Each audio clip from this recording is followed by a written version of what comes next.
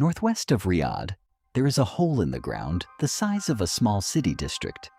10 million cubic meters of earth, removed, enough to fill 4,000 Olympic swimming pools. The structure meant to fill that hole was called the Mukaab, a 400-meter cube, tall enough and wide enough to hold 20 Empire State Buildings inside its shell. It was going to be the largest single building on Earth. By October of 2024, the groundwork was 86% finished. Then the machines stopped. There was no press conference, no official cancellation, just a quiet line missing from a budget document, and a hole that's still sitting there, unfinished, more than a year later. Today, we look at the number that broke it, and the number that was supposed to save it, but never arrived. Announced by Crown Prince Mohammed bin Salman in February of 2023, the Mukaab was never meant to be a normal skyscraper. It was a hollow cube, 400 meters on every side, with a spiraling tower rising inside it, wrapped by what would have been the world's largest AI-controlled display dome. Real estate consultancy Knight Frank priced the surrounding new Murabba district at roughly $50 billion, about the size of Jordan's entire economy. The plan called for over 100,000 homes and more than 300,000 jobs by 2030. It wasn't a lack of engineering that stopped it. Contractors had already been awarded work, just not much of it. Only around $100 million in contracts had actually been signed against a $50 billion plan. The cube wasn't failing under its own weight. It was waiting on money that hadn't arrived yet. Skyscrapers aren't cubes for a reason. Tall buildings usually taper, twist, or curve, shapes that let wind slide past rather than slam into a flat wall.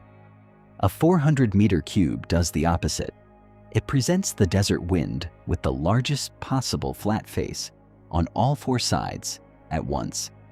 Engineers call the result vortex shedding, turbulent eddies peeling off the corners of a structure that has nowhere to redirect that pressure. Left unmanaged, it doesn't just strain a building, it can set one vibrating. Countering that meant building an unusually thick perimeter shell, structure that exists purely to survive its own shape, eating into the interior space the cube was designed to sell. Then there was the heat. In Riyadh's summer, ambient temperatures regularly cross 45 degrees Celsius. A fully sealed 400-meter glass and metal cube sitting in that heat behaves like a greenhouse, one large enough that cooling it was projected to draw the output of a dedicated power plant. None of this made the Mukaab impossible. It made it expensive in a way that compounded every month the design stayed on the drawing board. Exactly the kind of cost that turns a landmark into a liability once the financing behind it gets shaky.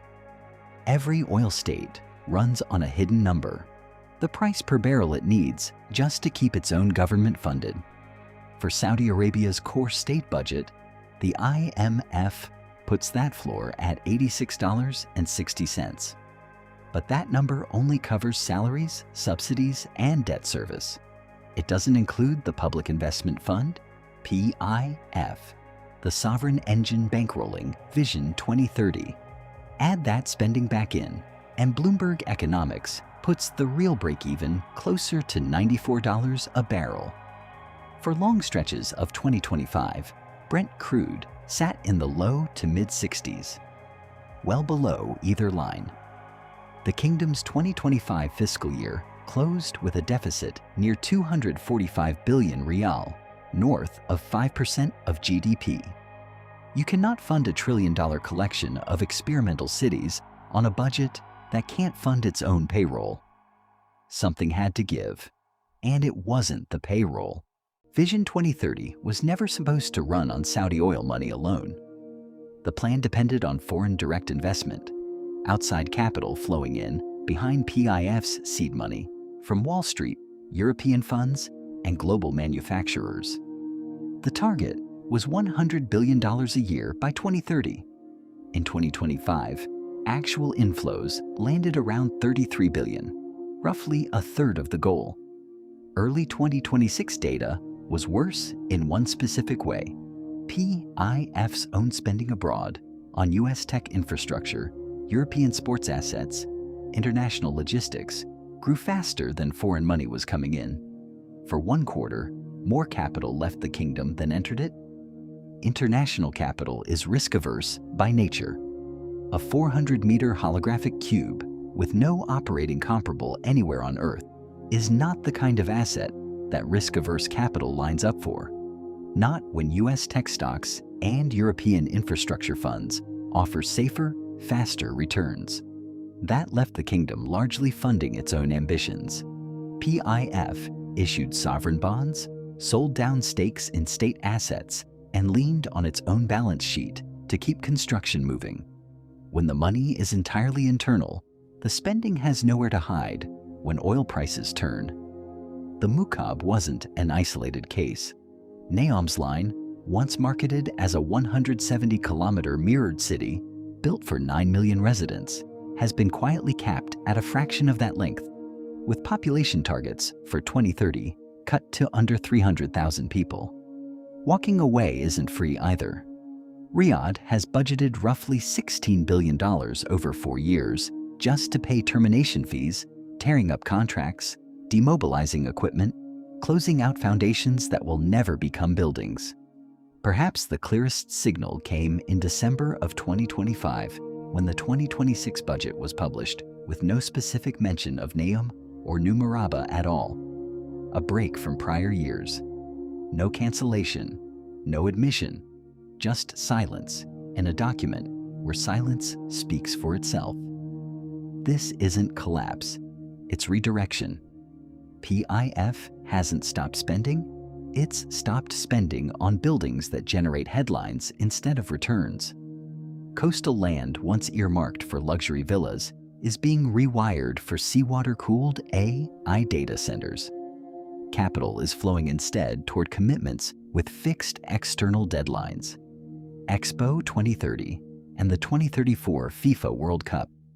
Projects the kingdom cannot quietly delay because the world is watching the calendar too. The hole outside Riyadh is still there.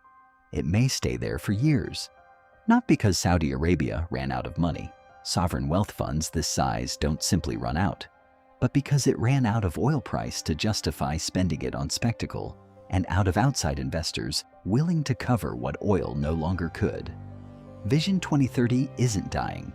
It's being rewritten by a market that never signed on to the original draft. If you want the strategy behind the headlines in Gulf politics and global power, subscribe to the Strategic Insights. Let me know in the comments what you think happens to that hole next.